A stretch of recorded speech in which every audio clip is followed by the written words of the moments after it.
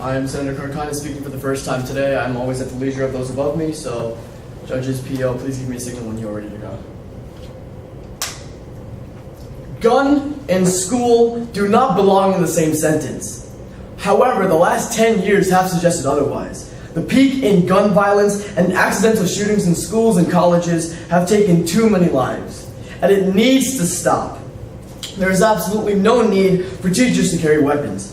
Senators, I am in strong affirmation of a bill to restrict handguns on academic institutions, and it must be passed to ensure the safety, security, and well-being of all American children in schools.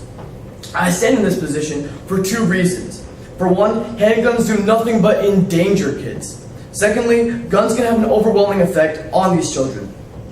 So to address my first contention, guns in schools will threaten the lives of students. If a teacher brings a pistol to school, for example, the chances of a child in the class finding it dramatically increases.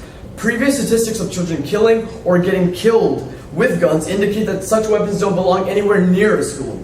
Nathan J. Robinson, a PhD student in sociology and social policy at Harvard University, stated that such disasters result in hundreds of child fatalities and have made American children 9 times more likely to die in gun accidents than children anywhere else in the developed world.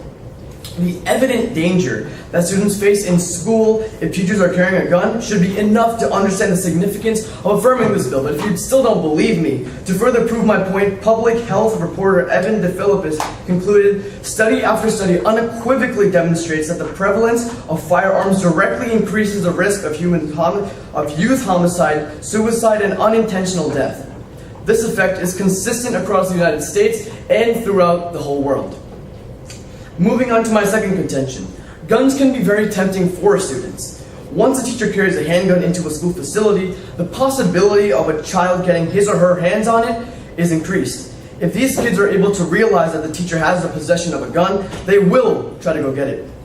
According to Ken Corbett, a professor of psychology, he provides some statistics on an experiment done with 10-year-olds and guns. He says approximately half of the boys who found this gun in the classroom thought it was a toy, or were unsure that it was real. 90% of the boys who handled the gun or even pulled the trigger had previously received some sort of gun safety education. Regardless of what you tell them, kids are kids. They will be compelled to use such weapons, and that will only happen if they have access to it, because of the teachers bringing them to school. If a handgun falls into a student's hands, I'm sorry to say, but it won't be long until that trigger is pulled. The most recent FBI homicide data indicates that out of 1,448 children who died as a result of gun violence in 2010, 165 of those deaths were at the hands of other kids. So all in all, I just want to say that school was meant to be a safe learning environment. The presence of guns have deviated from this and put the lives of teachers and students at risk. And so I ask you all to affirm this bill for the reasons I mentioned and to make America a better place. Thank you. Okay, that was a speech of 3 minutes and 12 seconds. All questioners, please rise.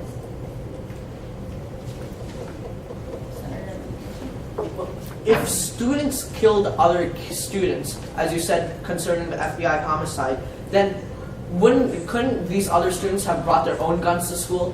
Oh, that's possible, but I'm assuming that someone would have caught them by now. I think teachers legally bringing guns to school is a much greater way for them to obtain these weapons in the first place, because that's legal and they can get their hands on it in a much easier way. Any more questions?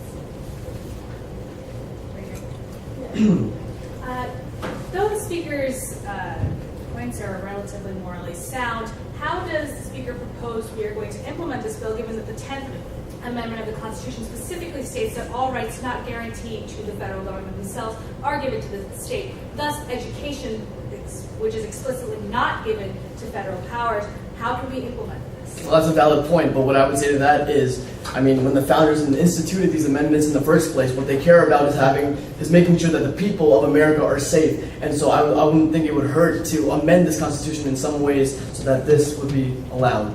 Motion for a follow-up.